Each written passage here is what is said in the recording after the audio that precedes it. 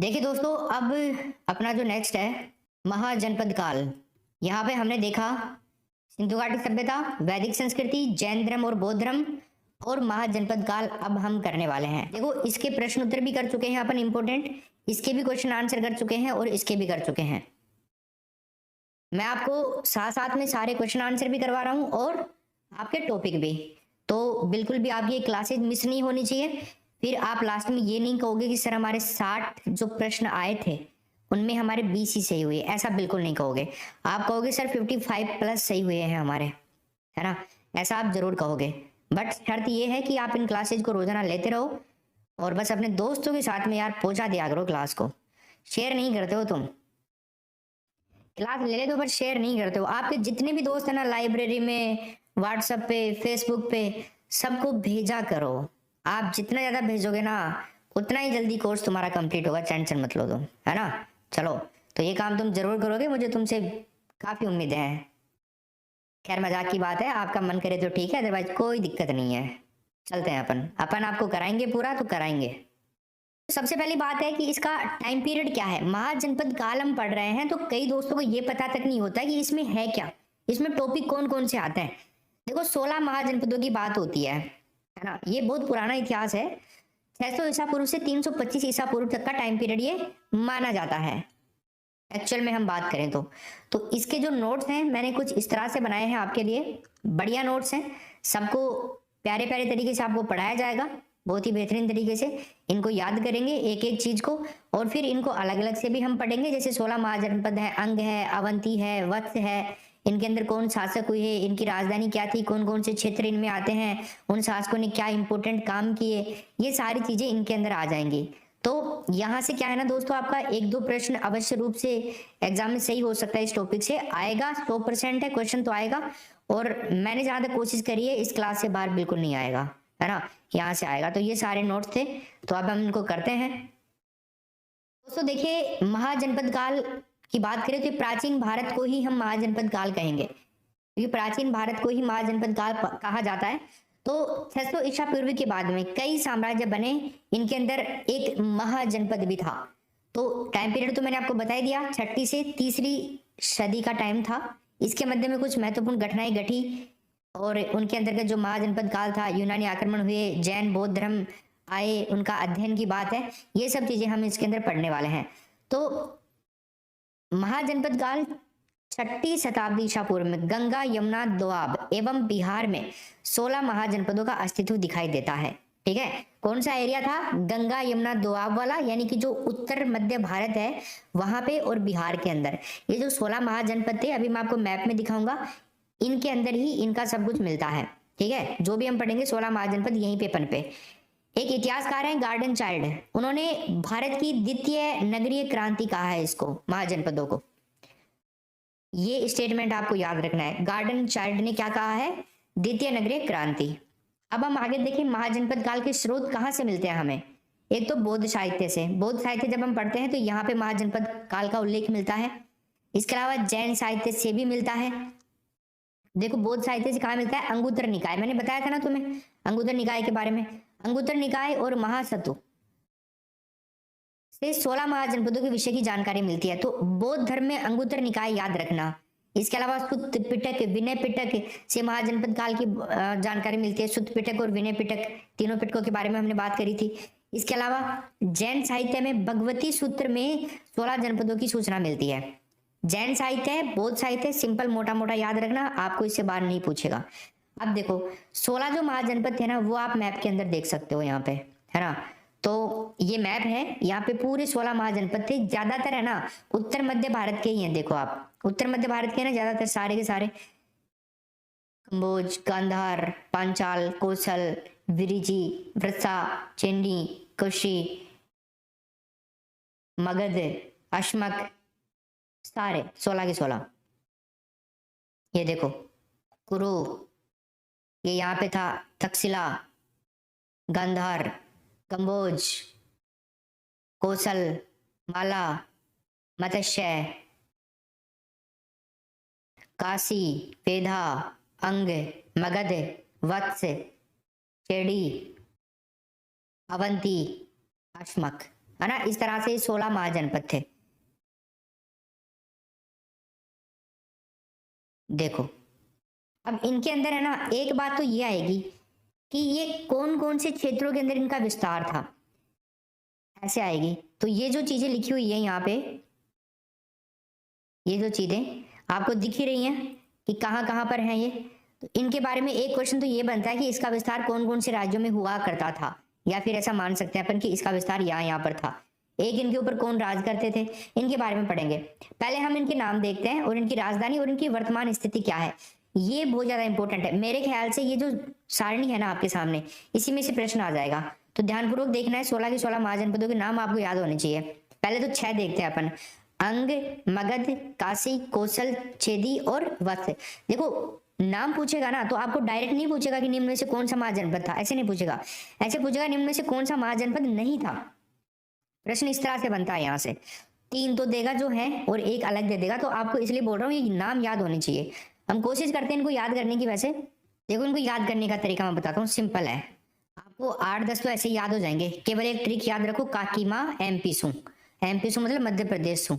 काकी माँ MP सू, है ना भाई, काकी माँ MP सू। एक का से तो क्या हो जाएगा, काशी, ठीक है। का से काशी हो गया, ठीक है सर। की से क्या हो जाएगा, कौशल, ओके सर। M से क्या हो जाएगा, मगध, ठीक है सर। A से क्या हो जाएगा, अंग। ये तो हो गए 4 तो, ठीक है। इसके अलावा MP सू, MP, M से क्या होगा भैया आपका वापस, M से हो जाएगा मत्स्य, M से मत्स्य। पीछे हो जाएगा पांचाल, पीछे पांचाल हो जाएगा। सू से क्या हो जाएगा, सूरसेन, सू से हो जाएगा सूरसेन। ये हो गए काकी माँ MP सू। 2 2 4 2 6 और 1 7, 7 तो याद हो गए। देखो एक ट्रिक से 7 याद हो गए आपको। आगे कैसे याद रखोगे, आज CV, आज CV से याद रख लेना। काकी माँ MP सू, आज CV। तो A से क्या हो जाएगा, अस्मक, और A से अवंती। J से क्या हो जाएगा, गंधार। वैसे G होता है लेकिन आप J लगा लेना, गंधार। और C से क्या हो जाएगा, छेदी, और V से क्या हो जाएगा, वत्स। ऐसे इनको आपको याद करना है, ठीक है ना। पूरे के पूरे 13 याद हो गए हैं अभी आपको, है ना। बाकी कंबोज, विज और मल, या फिर इनको एक साथ याद करना चाहते हो ना तो इससे याद करो, आज कम VVC। VVC याद रखना बस, आज कम VVC। तो इनको हटाना चाहते हो हटा दो। तो आज से क्या हो जाएगा, देखो आज के अंदर 2 A आ रहे हैं ना, आ और G, ऐसे कर लो ना। तो इसका क्या हो जाएगा, A से अश्मक, A से अवंती, और G से क्या हो जाएगा, गंधार। इसके अलावा कम से क्या हो जाएगा, कैसे क्या कंबोज हो जाएगा, और मैं से क्या हो जाएगा, मल, और V से क्या हो जाएगा, विज। ऊपर जो VC है उनको ले लो, वत्स, और C से मतलब छेदी। ऐसे करके इन 16 के 16 को याद कर लो। अब देखो इनमें से 15 महाजनपद नर्मदा घाटी के उत्तर में थे, जबकि अश्मक गोदावरी घाटी में स्थित था। अश्मक तो गोदावरी घाटी में था और बाकी सारे के सारे नर्मदा घाटी के उत्तर में थे। बस अश्मक का ध्यान रखना, ये अलग से पूछा जा सकता है तुमसे कि अश्मक कहाँ स्थित था, तो गोदावरी घाटी में स्थित था, और बाकी नर्मदा घाटी के उत्तर में थे सारे के सारे। अब देखो ये जो महाजनपद है ना, इनके जो शासक हैं, चीफ हैं, तो इनकी बात करेंगे। पहले इनके बारे में देखते हैं, जनपद और इनकी राजधानी। इनकी राजधानी क्या हुआ करती थी, अंग की राजधानी चंपा थी। वर्तमान में स्थिति क्या है, मुंगेर, बहगालपुर, है ना। इसके अलावा राजधानी मगध की गिरिब्रिज और राजगृही, है ना, मगध की राजधानी थी। इसके अलावा वर्तमान स्थिति पटना, काशी, वाराणसी, वर्तमान स्थिति वाराणसी ही है। कौशल की बात करें तो शाश्वती, अयोध्या। वर्तमान स्थिति की बात करें तो फैजाबाद, गोंडा, है ना, और छेदी, शक्तिमती, और वर्तमान में बात करें तो बुंदेलखंड। वत्स, कौशाम्बी राजधानी हुआ करती थी इसकी, और वर्तमान में इलाहाबाद जो है वो वर्तमान स्थिति है। कुरु की बात करें अपन तो इंद्रप्रस्थ हरियाणा के अंदर है कुरु। कुरु जनपद के बारे में जानते ही हैं। पांचाल, पांचाल की हम देखें तो अहिछत्र पश्चिमी उत्तर प्रदेश, और मत्स्य विराटनगर जो है जयपुर में, भरतपुर जयपुर हो जाएगा इसका क्षेत्र, है ना। सूरसेन इसकी राजधानी मथुरा हुआ करती थी, उत्तर प्रदेश और राजस्थान के अंदर लगभग आजकल इसका क्षेत्र है। अश्मक पोतन इसका राजधानी हुआ करती थी, नर्मदा से गोदावरी का क्षेत्र था। अवंती उज्जैन, मालवा वाला क्षेत्र, उज्जैन राजधानी। गंधार तक्षशिला राजधानी, और पाकिस्तान के अंदर प्रेजेंट टाइम में। कंबोज राजधानी हटक, पाकिस्तान में प्रेजेंट में। विज मिथिला राजधानी, उत्तरी बिहार में प्रेजेंट में। मल्ल कुशावती कुशीनगर में प्रेजेंट में, और कुशावती इसकी राजधानी। ठीक है ना, चलो देखो अब यहाँ पे बिल्कुल शॉर्ट में अपन मगध को देखते हैं, अवंती को, काशी को, कौशल, अंग, चेदी, वत्स, कुरु, मतिष्य, शूरसेन और गंधार, इनके जो है ना प्रमुख शासक, इनको देख लेते हैं एक बार। तो प्रमुख शासक देखो, मगध का शासक बिंबिसार, अजातशत्रु और शिशुनाग, इनके बारे में हम अलग से भी पढ़ेंगे इसी क्लास में। अवंती चंड प्रद्योत, काशी वानर अश्वसेन, है ना, ये इसके शासक थे। कौशल के शासक प्रसेनजीत, जो इनमें इंपॉर्टेंट है ना, जिनसे प्रश्न पूछा जा सकता है, उनके बारे में हम पढ़ेंगे भी।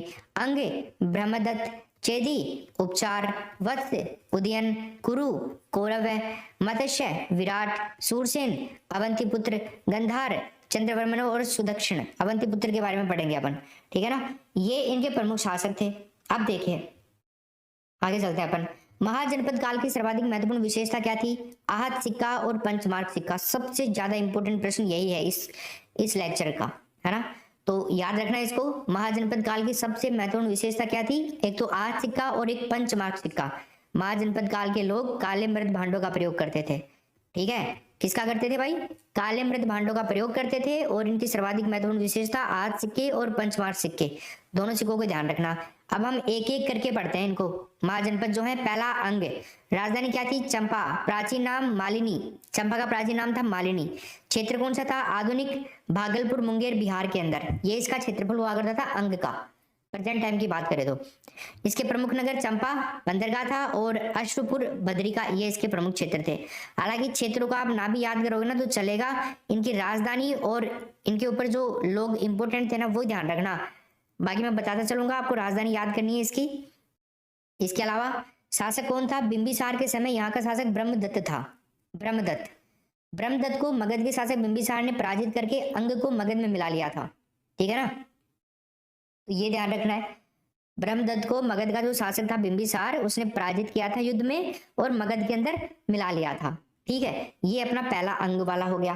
फिर अवंती को देखते हैं। अवंती की राजधानी उज्जैन एवं महिष्मती साम्राज्य, वो देखी होगी ना आपने बाहुबली, है ना, तो वही था ये अवंती क्षेत्र। उज्जैन जिले से लेकर के नर्मदा नदी तक मध्य प्रदेश के अंदर है इसका क्षेत्र जो हुआ करता था। अवंती वाला शासक था महावीर स्वामी, गौतम बुद्ध के समकालीन, यहाँ के शासक चंड प्रद्योत, इनके समकालीन थे महात्मा महावीर स्वामी और गौतम बुद्ध के। कौन थे? चंड प्रद्योत। कहाँ के? अवंती के। लोहे की खान होने के कारण यह एक प्रमुख और शक्तिशाली महाजनपद था। तो एक प्रश्न आपसे ये पूछा जा सकता है कि बताइए निम्न में से किस महाजनपद के अंदर लोहे की खान थी जिसके कारण वो शक्तिशाली था, क्योंकि हथियार वगैरह की कोई कमी नहीं थी इन लोगों के पास में। तो अवंती का हो जाएगा चंड प्रद्योत। आगे चलें, वत्स को देखते हैं। राजधानी क्या थी? कौशाम्बी, वर्तमान इलाहाबाद, बांदा जिला। क्षेत्र इलाहाबाद और मिर्जापुर जिला उत्तर प्रदेश के अंदर। शासक गौतम बुद्ध एवं बिंबिसार के समकालीन उदयन। वत्स गोत्र भी हुआ करता है एक, और वत्स के शासक कौन थे? उदयन। उदयन के साथ में चंड प्रद्योत एवं अजातशत्रु का संघर्ष रहा था। तो ये प्रश्न भी पूछ सकता है कि बताइए निम्न में से उदयन के साथ में किन किन शासकों का संघर्ष चल रहा था? तो चंड प्रद्योत और अजातशत्रु। चंड प्रद्योत ने अपनी पुत्री वासव दत्ता का विवाह किया था उदयन से, ये प्रश्न इंपॉर्टेंट है। चंड प्रद्योत ने अपनी पुत्री, तो ये पूछ सकता है कि चंड प्रद्योत की पुत्री का नाम क्या था? वासव दत्ता, है ना, और इसका विवाह उदयन से हुआ था। ये हम पहले भी पढ़ चुके हैं कक्षाओं के अंदर कई बार। गौतम बुद्ध के शिष्य पिंडोल ने उदयन को बौद्ध धर्म की दीक्षा दी थी। तो ये एक एक लाइन बहुत महत्वपूर्ण है। गौतम बुद्ध का शिष्य था पिंडोल, एक प्रश्न तो ये अलग से बनता है। तो इसने उदयन को बौद्ध धर्म की दीक्षा दी थी। कालांतर में अवंती ने वत्स पर अधिकार किया। आगे जाकर के अवंती ने वत्स पर अधिकार कर लिया और अंतिम रूप से शिशुनाग के वत्स को मगध के अंदर मिला लिया गया था। ठीक है, शिशुनाग के बारे में भी अपन जानेंगे आगे। अश्मक की बात करें तो अश्मक जो है इसकी राजधानी पोटन यानी कि पैठान थी, प्राचीन नाम प्रतिष्ठान था इसका। क्षेत्र नर्मदा और गोदावरी नदियों के मध्य का भाग था। हालांकि क्षेत्र तो आपको मैंने ऑलरेडी बता दिया, 15 का क्षेत्र वही था। स्थापना व शासक, इसकी स्थापना इक्वाशु वंश के शासक मूलक के द्वारा करी गई थी दोस्तों। इक्वाशु वंश का जो शासक था मूलक, उसने अश्मक साम्राज्य की स्थापना करी थी। यह एकमात्र महाजनपद था जो दक्षिण भारत में स्थित था, इसका ध्यान रखना है तुम्हें। अश्मक जो है ये दक्षिण भारत में स्थित था। ये देखो आपको दिख रहा है अश्मक, मैंने बताया था अभी आपको, ये वाला क्षेत्र अश्मक वाला ही था, दक्षिण भारत में एकमात्र था ये, ध्यान रखना इसका। फिर हम आगे देखें, कालांतर में अवंती ने अश्मक राज्य के ऊपर विजय प्राप्त करी, है ना। आगे जाकर के अवंती ने अश्मक के ऊपर भी विजय प्राप्त कर ली। अब देखते हैं अपन काशी को। काशी की राजधानी वाराणसी, वाराणसी का ध्यान रखना। क्षेत्र वाराणसी का समीपवर्ती क्षेत्र था, ठीक है। स्थापना काशी का संस्थापक दिवोदास, दिवोदास कौन था? संस्थापक था काशी का। शासक कौन था? काशी का शासक था अजातशत्रु। ये इंपॉर्टेंट है अजातशत्रु वाला। अजातशत्रु ने किस महाजनपद पर राज किया था? काशी के ऊपर। अजातशत्रु के समय से काशी मगध का हिस्सा बन गया था, काशी मगध का हिस्सा बन गया था। काशी का सबसे पहले उल्लेख अथर्ववेद के अंदर मिलता है हमें। तो देखो, सबसे पुराना वेद की बात करें अपन, ऋग्वेद, उसके बाद में दूसरा, तीसरा, चौथा, चौथा है ये, है ना। तो इसके अंदर काशी का सबसे पहले उल्लेख अथर्ववेद में मिला। आगे चले, काशी वरुणा एवं 80 नदियों के किनारे बसा हुआ था। तो ये प्रश्न, क्योंकि नदियों के किनारे अलग नदियों के नाम है, तो ये पूछा जा सकता है काशी किन किन नदियों के किनारे बसा था? तो वरुणा और 80। काशी सूती वस्त्र एवं अश्व व्यापार के लिए प्रसिद्ध था भाई, सूती वस्त्र और अश्व व्यापार के लिए, ठीक है ना। आगे हम चलें, कौशल को देखते हैं। कौशल साम्राज्य राजधानी अयोध्या, अयोध्या ध्यान रखना। कुशावती और श्रावती भी इसको कहते हैं, कौशल साम्राज्य की राजधानी। क्षेत्र की हम बात करें तो आधुनिक अवध वाला जो क्षेत्र है ना, फैजाबाद, गोंडा, बहराइच, आजकल ये सरयू नदी के किनारे, राजधानी इसकी ध्यान रखना। शासक की बात करें तो बुद्ध के समकालीन यहाँ का शासक था प्रसेनजीत। प्रसेनजीत कहाँ का शासक था भाई? कौशल का। कौशल का शासक प्रसेनजीत, ये इंपॉर्टेंट है। महाकाव्य काल में इसकी राजधानी अयोध्या हुआ करती थी।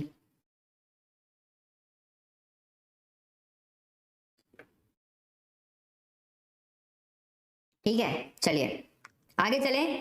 प्रसेनजीत ने अपनी पुत्री वाजिरा का विवाह अजातशत्रु के साथ किया और काशी को दहेज में दे दिया, ठीक है ना। तो प्रसेनजीत ने अपनी पुत्री का विवाह किसके साथ में किया था? वाजिरा का विवाह अजातशत्रु के साथ में। वाजिरा किसकी पुत्री थी? प्रसेनजीत की पुत्री थी। किसके साथ विवाह किया? अजातशत्रु के साथ। और काशी को दहेज में दे दिया इसने, ठीक है ना। कुरु, कुरु जनपद, राजधानी इंद्रप्रस्थ और हस्तिनापुर, ध्यान रखना, बहुत इंपॉर्टेंट है कुरु। बुद्ध के समकालीन यहाँ का शासक था कौरण्य। कैसे कुरु और कैसे कौरण्य? इसका उल्लेख महाभारत और अष्टाध्यायी में मिलता है, इसलिए ज्यादा प्रश्न पूछे जाते हैं यहाँ से। इस महाजनपद के अंदर मेरठ, दिल्ली और थानेश्वर का क्षेत्र आता है, ठीक है। इंद्रप्रस्थ दिल्ली को ही बोला जाता था पहले, ध्यान रखना। आगे चले हम तो पांचाल आता है। पांचाल राजधानी अहिछत्र एवं कांपिल्य, ठीक है। पांचाल की राजधानी क्या थी? अहिछत्र एवं कांपिल्य। यहाँ का शासक सुलामी ब्रह्मदत्त था। कौन था भाई शासक यहाँ का? सुलामी ब्रह्मदत्त, ठीक है। इस महाजनपद के अंदर बरेली, बदायूं और फर्रुखाबाद क्षेत्र शामिल थे इस महाजनपद में। इसका उल्लेख महाभारत एवं अष्टाध्यायी में मिलता है भाई, ध्यान रखना, ठीक है ना, इसका पांचाल का। आगे चले, सूरसेन की बात करें, राजधानी मथुरा, ठीक है, ये भी बहुत इंपॉर्टेंट है, सूरसेन भी कुरु की तरह। मेगस्थनीज की पुस्तिका इंडिका में सूरसेन का उल्लेख मिला है, ये लाइन बहुत इंपॉर्टेंट है। और यहाँ बुद्ध का समकालीन शासक अवंती पुत्र था। ये सूरसेन याद कर लेना, रट लेना, किसी भी हालत में याद होना चाहिए, प्रश्न यहाँ से पुटअप हो सकता है। तो सूरसेन की राजधानी मथुरा हुआ करती थी। मेगस्थनीज की पुस्तिका थी इंडिका, इसके अंदर सूरसेन का उल्लेख किया गया है। तो इंडिका में सूरसेन का उल्लेख है, ध्यान रखना। और बुद्ध का समकालीन शासक अवंती पुत्र था। आगे देखो, मल्ल, राजधानी कुशीनगर, पावापुरी। मल की राजधानी कुशीनगर। मल जो महाजनपद था, इसकी राजधानी कुशीनगर थी, कुशीनारा था, पावापुरी थी, जैसे भी याद रखे, पावापुरी कैसे भी याद रखो तुम। यहाँ का शासक ओक्काक था, ओक्काक, ओक्काक यहाँ का शासक था दोस्तों, है ना। और यहाँ का शासन गणतंत्रात्मक था। देखो, ये मुझे पता है हार्ड है, और हार्ड किस लिए है? क्योंकि हमारा पहले पढ़ा हुआ नहीं है चीजें, है ना। लेकिन आप इसको 2 बार रिवाइज कर लो क्लास को। एक जैसे अभी देख रहे हो, नोट्स बना लो, खुद के बनाओ तो ठीक है, और अगर नहीं बनाओ ना तो कोई दिक्कत नहीं है। इस महाजनपद में महात्मा बुद्ध को महापरिनिर्वाण प्राप्त हुआ, महात्मा बुद्ध को, ठीक है। तो ये बहुत इंपॉर्टेंट है, महापरिनिर्वाण वाला। तो अगर आपको पूछे कि बताइए किस महाजनपद में महापरिनिर्वाण प्राप्त हुआ था महात्मा बुद्ध को, तो वो मल्ल महाजनपद था। अब देखते हैं वज्जी को। वज्जी की राजधानी मिथिला या वैशाली थी दोस्तों, ठीक है ना। क्या थी? मिथिला या वैशाली। यह 8 गणराज्यों विदेह, लिच्छवी, वज्जी, ज्ञात्रक और कुंडग्राम, भोज, इक्वाबाकू, कौरव, इनका संघ था ये। मतलब ये सारे गणराज्य इसके अंदर आते थे। वज्जी में काफी बड़ा क्षेत्र था। इसमें विदेह, लिच्छवी और वज्जी प्रमुख थे। ये क्षेत्र मतलब लिच्छवी, विदेह और वज्जी ये प्रमुख थे इसके अंदर। यहाँ का प्रमुख शासक था चेटक। तो प्रश्न पूछ सकता है कि वज्जी का प्रमुख शासक कौन था? चेटक। यह एक यहाँ पर गणतंत्रात्मक शासन प्रणाली थी। यहाँ पर भी समस्त वज्जी संघ की राजधानी वैशाली की स्थापना इक्वाकू वंशी विशाल ने करी थी। तो वैशाली की स्थापना किसने करी? विशाल ने। ले शाह शाह वै देखो पूरे मिल रहे हैं।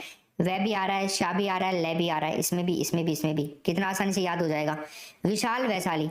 आगे चलिए। कंबोज, राजधानी हाटक। कंबोज की राजधानी क्या थी दोस्तों? हाटक। वैदिक युग में राजपुर इसको कहा गया। ठीक है ना। यहाँ पाकिस्तान का रावलपिंडी, पेशावर, काबुल, घाटी का क्षेत्र शामिल था। यह क्षेत्र श्रेष्ठ घोड़ों के लिए प्रसिद्ध था। भाई किसके लिए प्रसिद्ध था? अच्छे किस्म के घोड़ों के लिए, श्रेष्ठ घोड़ों के लिए। तो पूछ सकता है कि श्रेष्ठ घोड़ों के लिए कौन सा महाजनपद प्रसिद्ध था? तो कंबोज था वो। अब बात करते हैं चेदी की। तो इसकी राजधानी थी सुक्तिमती, है ना भाई। क्या थी राजधानी? सुक्तिमती। यहाँ महाभारत कालीन राजा शिशुपाल राज किया करते थे। शिशुपाल महाभारत टाइम पीरियड में, जिसका वध भगवान कृष्ण ने अपने सुदर्शन चक्र से किया था। महाभारत में हमें देखने को मिलता है। इस क्षेत्र में मध्य प्रदेश और बुंदेलखंड का यमुना नदी का क्षेत्र शामिल है। एक तो राजधानी याद रखना और एक शिशुपाल राज याद रखना इस चेदी वाले में। अगला देखिए गंधार। गंधार की बात करें तो राजधानी तक्षशिला थी इसकी, और यहाँ का जो शासक था वो बिंबिसार था। तो बिंबिसार के समकालीन पुष्कर सरीन इसका शासक था। यहाँ पे सॉरी बिंबिसार भूल गया। बिंबिसार का समकालीन था, मतलब उसी के टाइम पीरियड की बात कर रहे हैं। जिस टाइम में बिंबिसार राज करता था ना, उस टाइम में पुष्कर सरीन भी राज करता था गंधार के ऊपर। राजधानी तक्षशिला थी और इसमें आधुनिक पेशावर, रावलपिंडी वाला क्षेत्र आता है। पेशावर और रावलपिंडी वाला क्षेत्र, यह क्षेत्र ऊनी वस्त्र उत्पादन के लिए प्रसिद्ध है। तो ऊनी वस्त्र उत्पादन के लिए कौन सा महाजनपद जाना जाता है? गांधार। अब देखते हैं मत्स्य। ये बहुत इंपॉर्टेंट है, स्टार लगा दे रहा हूँ, 5 स्टार याद रखना। मत्स्य जनपद, राजधानी विराटनगर, क्योंकि ये राजस्थान से संबंधित है। इसमें राजस्थान के अलवर, जयपुर और भरतपुर जिलों का क्षेत्र शामिल था। पहले राजधानी विराटनगर था मत्स्य जनपद की। आज के लिए मतलब पहले बैराट था और आज के लिए विराटनगर के नाम से जाना जाता है। तो बैराट राजधानी हुआ करती थी यहाँ की। ठीक है। मनुस्मृति में मत्स्य का कुरुक्षेत्र, पांचाल सूरसेन को ब्राह्मण मुनियों के द्वारा अधिवास ब्रह्म देश कहा गया, ब्रह्मश्री देश कहा गया। मतलब ब्राह्मण जो मुनि थे ना, उनका अधिवास कहा गया कि ये लोग यहाँ पे रहते थे, और इस क्षेत्र को ब्रह्मश्री देश कहा गया, मत्स्य और कुरुक्षेत्र वाले क्षेत्र को। आगे चलो मगध की बात करते हैं। मगध भी बहुत इंपॉर्टेंट है। इसकी राजधानी राजगृह थी, राजगीर या गिरिव्रज इसको कहा जाता है। राजगृह याद रखना, आप यही पूछेगा, राजगीर या राजगृह पूछेगा, गिरिव्रज नहीं आएगा। यह आधुनिक बिहार के पटना एवं गया जिले के अंदर व्याप्त था, गया और पटना में। ठीक है ना। अब पुराणों एवं बौद्ध जैन ग्रंथों के अनुसार हम बात करें तो मगध के ऊपर सबसे पहले शासन को लेकर के मतभेद है, अलग अलग मतभेद है। जैसे पुराणों के अनुसार तो मगध के ऊपर सबसे पहले बृहद्रथ वंश ने शासन किया था, और बौद्ध ग्रंथ के अनुसार हम बात करें तो हर्यक वंश ने शासन किया था। हर्यक वंश को अभी हम पढ़ने वाले हैं। इसके अलावा पुराणों के अनुसार मगध के शासक की बात करें तो बृहद्रथ वंश। आगे बात करते हैं अब, है ना। पुराणों के अनुसार जो मगध के शासक थे, यहाँ पे वृहद्रथ वंश की बात करते हैं, वो अपने महाजनपद काल कंप्लीट हो गए। तो वृहद्रथ जो वंश था ना, इसका संस्थापक कौन था? वृहद्रथ। नाम से पता चल रहा है, महाभारत और पुराणों के अनुसार, है ना। और इसका पुत्र था एक, वृहद्रथ का पुत्र जरासंध था। पराक्रमी राजा था, कंस को हराया था इसने, राज्य का विस्तार मथुरा तक किया था इसने अपने का। भगवान कृष्ण के कहने पर पांडव भीम ने वध किया था इसका। पांडवों के अंदर जो भीम थे, उन्होंने, ऐसा जानकारी मिलती है यहाँ पे। अब चलते हैं बौद्ध एवं जैन ग्रंथों के अनुसार मगध के शासक कौन? हर्यक वंश की बात करें तो अन्य नाम था इसका पितृहंता वंश, क्योंकि पिता को बेटे ने मार दिया, फिर जिस बेटे ने जिस पिता को मारा था ना, उसके बेटे ने भी उसको मार दिया, फिर उसके बेटे ने भी उसको मार दिया, इसलिए इस वंश को पितृहंता वंश भी कहा जाता है। तो ये प्रश्न पूछा जा सकता है आपसे कि बताइए निम्न में से किस वंश को पितृहंता वंश भी कहा जाता है? तो हर्यक वंश को कहा जाता है। स्थापना, हर्यक वंश की स्थापना बिंबिसार ने करी थी। ठीक है ना। बिंबिसार का नाम याद रखना, ये इंपॉर्टेंट है सबसे ज्यादा है हर्यक वंश में। फिर तो बिंबिसार जैन साहित्य में इसे श्रेणिक कहा गया। श्रेणिक बिंबिसार ने विजयों और वैवाहिक संबंधों के द्वारा इस वंश का विस्तार भी किया था, मतलब काफी ज्यादा विवाह किए इसने अलग अलग दूर दूर के लोगों से, ताकि इसके क्षेत्र का विस्तार हो सके। तो प्रथम विवाह जो किया था ना इसने, ये तीनों विवाह इंपोर्टेंट है इसके। लिच्छवी गणराज्य के शासक थे चेटक, उनकी बहन चेलना से इन्होंने विवाह किया था, चेलना, है ना। चेटक की बहन थी चेलना। कहाँ का राज्य था चेटक का? लिच्छवी गणराज्य का। द्वितीय विवाह की हम बात करें तो कौशल नरेश प्रसेनजीत की बहन थी महाकोशला, ठीक है। तो तीसरा विवाह मध्य प्रदेश की राजकुमारी थी एक क्षेमा, उससे क्या था? महाकोशला, क्षेमा और चेलना, ये तीनों इसकी पत्नी थी बिंबिसार की। ध्यान रखना, इसकी हत्या की थी इसके पुत्र अजातशत्रु के द्वारा। मैंने बताया पितृहंता वंश है, तो पुत्र अजातशत्रु था, उसने इसकी हत्या कर दी थी। अजातशत्रु ने भी इसके पुत्र ने हत्या कर दी थी इसके भी। उपनाम क्या था अजातशत्रु का? कुणिक। इसने अपने पिता की हत्या करी थी और राजगद्दी पर बैठा। कौशल नरेश प्रसेनजीत को हराया था इसने, प्रसेनजीत से युद्ध किया था और हराया था। यह गौतम बुद्ध का समकालीन था दोस्तों। कौन? अजातशत्रु। और इसी के समय बुद्ध को महापरिनिर्वाण यानी कि मोक्ष की प्राप्ति हुई थी।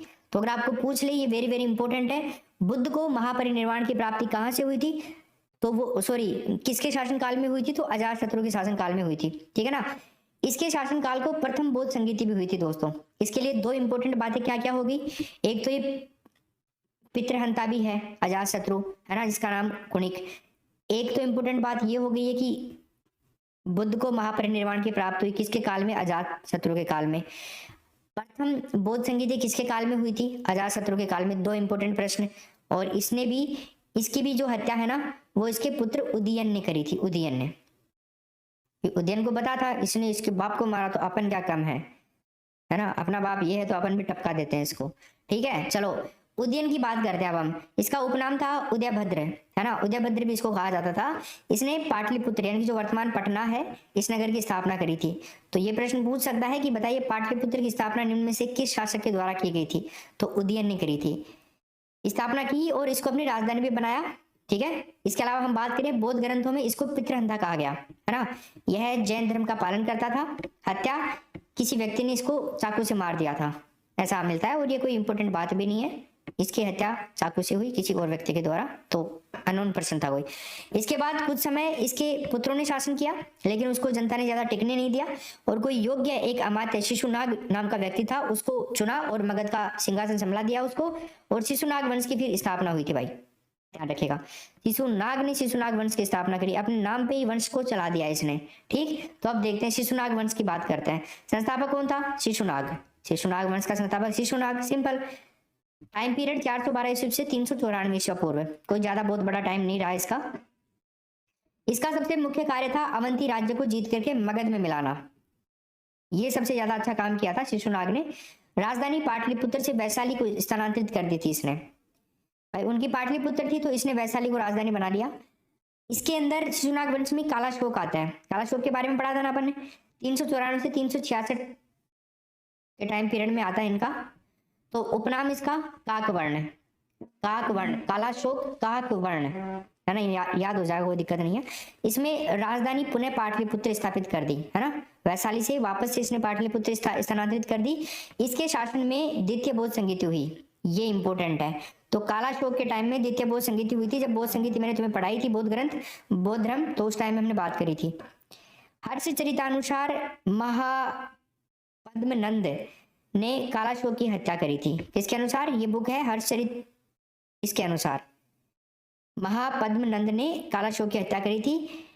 नंदीवर्धन महानंदी शिशुनाग वंश का अंतिम शासक था। कौन? नंदीवर्धन महानंदी, इसका अंतिम शासक था, ठीक। अब चलते हैं नंद वंश। शिशुनाग वंश के अंतिम शासक महानंदी, इसकी हत्या महापद्मनंद नंद वंश की नींव डाली इसने, हत्या करके नंद वंश की नींव डाल दी। अब नंद वंश शुरू होता है। महापद्मनंद, इसको देखते हैं, अन्य नाम थे इसके उग्रसेन, सर्व शास्त्रात्मक एवं एकराट या विराट बोल सकते हैं उसको आप, सर्वक्षात्रात्मक और एकराट, याद रखिएगा। सर्वक्षात्रात्मक, सभी क्षेत्रियों का नाश करने वाला परशुराम का अवतार माना जाता है इसको, है ना। अत्यधिक संपत्ति व सेना रखने वाला कहा गया है इसको। इसके अलावा नोट करने वाली बात है, खारवेल के हाथी गुफा अभिलेख में महापद्मनंद की कलिंग विजय की जानकारी का वर्णन मिलता है अपने को। कहाँ से? खारवेल के अंदर जो हाथी गुफा अभिलेख मिला था ना, उसके अंदर कलिंग विजय का जानकारी मिलती है। व्याकरणाचार्य पाणिनि महापद्मनंद के मित्र थे पाणिनि। ओके, चलिए, तो काम का था आदमी तो। घनानंद, ये देखो, ये अलग ही आदमी था, तगड़ा। नंदवंश का अंतिम सम्राट था, इसने नंदवंश को खत्म कर दिया था भाई, बेकार का आदमी था। इसके शासनकाल में सिकंदर ने भारत के ऊपर आक्रमण किया था, है ना, तभी भी ये जागा नहीं था। सिकंदर आ गया था तभी भी नहीं जागा था। नंदवंश के शासक जैन मत के पोषक थे, जैन मत को मानते थे। चाणक्य की सहायता से चंद्रगुप्त मौर्य ने घनानंद को मार करके मौर्य वंश की स्थापना करी थी। घनानंद को मार दिया था और मौर्य वंश की स्थापना की। मगध के उदय के कारण की बात करते हैं अब अपन। राजधानी सामरिक दृष्टि से महत्वपूर्ण थी, ठीक है। नगरीकरण और आहत सिक्कों से मगध का उत्कर्ष बढ़ा। नगरीकरण की व्यवस्था पर जोर दिया था, आहत सिक्के चलाए थे। मगध समाज रूढ़िवादी नहीं था, है ना, नए नए शोध करता रहता था, उनके ऊपर विश्वास करता था। शासकों की साम्राज्य विस्तार की लालसा भी थी, इनकी साम्राज्य का विस्तार कर रहे थे, तो ये इसके उदय के कारण थे। महाजनपदकालीन प्रशासन की अगर हम बात करते हैं, महाजनपदकालीन प्रशासन, देखो, राज्य अब अपनी भौगोलिक सीमा बढ़ाने लग गए थे। स्थायी सेना रखी जाने लग गई थी, जो कि उनकी परमानेंट हुआ करती थी, जो उनको हर काम में काम आती थी, जब भी चाहते थे तब उसको काम में ले सकते थे। ग्राम प्रशासन की सबसे छोटी इकाई हुआ करती थी। ग्राम जो है प्रशासन की सबसे छोटी इकाई थी इस टाइम में। कर जो थे बलि और भाग कहलाते थे, दो प्रकार के कर थे। एक और कर था इसमें, बट वो इंपॉर्टेंट नहीं है, बलि और भाग याद रखना। शोलकिक, शोलकिक किसे कहते थे? यह अधिकारी व्यापारियों से कर वसूला जाता था। शोलकिक नाम का कर जो अधिकारी व्यापारी होते थे ना, उनसे वसूला जाता था, काफी मोटा कर होता था ये। तुंडिया और अकाशिया, ये कर वसूली करने वाले उग्र अधिकारी होते थे, है ना। इस काल में राजतंत्र मजबूत हुआ करता था। ये दो कर और याद रखे, तुंडिया और अकाशिया, ठीक है। वशकार, मगध, दीर्घ चारायण, कौशल इस काल के मंत्री थे। दीर्घ चारायण तो कौशल का और वशकार मगध का। ग्रामीण, यह ग्राम का प्रशासनिक अधिकारी हुआ करता था। ग्रामीण, ग्राम का जो प्रशासनिक अधिकारी होता था, वैसे ग्रामीण पहले उसको नाम लिया जाता था। इस काल में कानून और न्याय व्यवस्था का जन्म हुआ, और इस काल में सभा और समिति का महत्व लगभग समाप्त हो गया था। सभा और समिति बनी थी ना, उनका महत्व खत्म हो गया था। कारण क्या थे? राज्य बड़े बड़े हो गए थे, तो विस्तार बहुत बड़ा हो गया था। इस कारण से सभा और समितियां नहीं, बड़े बड़े संगठन बन गए थे। जातीय संगठन भी प्रभावी होने लग गए थे, अलग अलग जातियों के लोग संगठन बनाने लग गए थे खुद के। प्रमुख अधिकारी जो थे यहाँ के, एक तो बलि साधक, शोलकिक, रज्जुग्राहक, द्रोण मापक। देखो, बलि साधक बलि ग्रहण करने वाला, उसको बलि साधक बोला गया।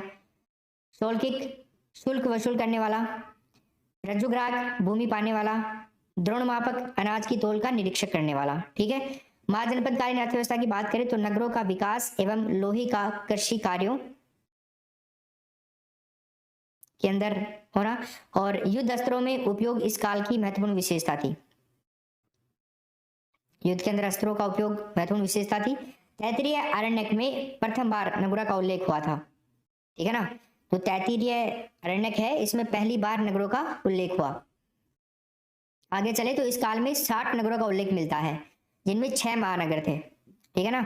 60 में 6 महानगर थे। कौन कौन से? राजगृह, श्रावस्ती, कौशाम्बी, चंपा, काशी और साकेत, इसको अयोध्या भी बोला गया, ठीक है ना। इस तरह से ये 6 इंपोर्टेंट थे, इनको आपको याद रखना है। आग्रहायण यज्ञ यानी कि नवश्रेष्ठी यज्ञ, फसल तैयार होने पर किया जाने वाला जो यज्ञ होता था ना, उसको आग्रहायण यज्ञ कहा जाता था। एक नाम है सुत निपात। ये क्या है? इस ग्रंथ में गाय को अन्नादा, वंदा और शुकदा कहा गया है। गाय के लिए काफी वर्णन मिलता है सुत निपात में। गृहपति, यह शब्द बड़े एवं धनवान जमींदारों के लिए प्रयोग में किया गया, गृहपति। आगे हम देखें तो श्रेणी एवं पुग में अंतर क्या है? श्रेणी और पुग में अंतर। श्रेणी और पुग, श्रेणी क्या है? ये एक ऐसा व्यवसाय करने वाले व्यापारियों की संस्था हुआ करती थी। जो लोग एक जैसा व्यवसाय करते थे उनको श्रेणी कहा जाता था, श्रेणी में आ जाते एक श्रेणी में। पुग, यह अलग अलग व्यवसाय करने वाले व्यवसायियों की एक संस्था थी, जिसके अंदर काफी अलग अलग व्यवसाय करने वाले लोग आ सकते थे। पुग, तो वो एक संस्था थी। दोनों संस्थाएं अलग अलग थी, एक समान श्रेणी और अलग अलग वाले पुग। आहत सिक्के, जैसे हमने शुरू में बात करी, मुख्य विशेषता आज सिक्के थे तो ये धातु के बने होते थे, धातु के ऊपर ठप्पा भी लगा होता था, मोहर जिसको बोलते हैं, जिनकी सबसे पहले प्राप्ति गौतम बुद्ध के समय से हुई है ना। मोस्टली चांदी के बने होते थे परंतु तांबे का उपयोग भी इसमें होता था। आज सिक्के तांबे और चांदी के बने होते थे, ध्यान रखना। गौतम बुद्ध के समय से प्राप्ति हुई। बौद्धकालीन सिक्कों के नाम देखो, ये बहुत इंपॉर्टेंट है नाम, है ना। तो निष्क, स्वर्ण, पाद, माशक, काकिनी और कारशापण, ये कुछ नाम हैं बौद्धकालीन सिक्कों के, जो बौद्ध के टाइम में बौद्ध जो धर्म ग्रंथ मिले हैं उनके अंदर इनके नाम मिलते हैं बौद्धकालीन समय के। इस काल में वेतन और भुगतान सिक्कों से ही किया जाता था दोस्तों, ठीक है ना, बौद्धकालीन समय में। इसके अलावा महाजनपदकालीन समाज की अगर अपन बात करते हैं, कैसा समाज था, तो गंधर्व विवाह था, जिसको हम प्रेम विवाह भी बोलते हैं, इसको अनुमति मिली हुई थी। मतलब प्रेम विवाह लोग कर सकते हैं, जिसको पसंद करते हैं वो आपस में शादी कर सकते हैं, कोई रोक टोक नहीं है, आज भी है। अनुलोम विवाह की बात करें तो पुरुष उच्च कुल का जो होता है ना, वो पुरुष वो नीचे कुल की स्त्री से अगर शादी करता है तो वो अनुलोम विवाह कहलाता है, इसकी भी अनुमति प्राप्त थी। बहु विवाह का प्रचलन भी था, एक से ज्यादा विवाह भी कर सकते हैं, किंतु सती प्रथा प्रचलन में नहीं थी। सती प्रथा का प्रचलन नहीं था क्योंकि बहु विवाह प्रचलन में थी ना, इसलिए सती प्रथा नहीं थी इसमें। विधवा का अपने पति की संपत्ति पर अधिकार हुआ करता था, ठीक है। कुछ परिस्थितियों में विधवा पुनर्विवाह का विधान भी था। दहेज प्रथा की शुरुआत महाजनपद काल में हुई, ठीक है, ये याद रखना, बहुत इंपॉर्टेंट है दहेज प्रथा वाला।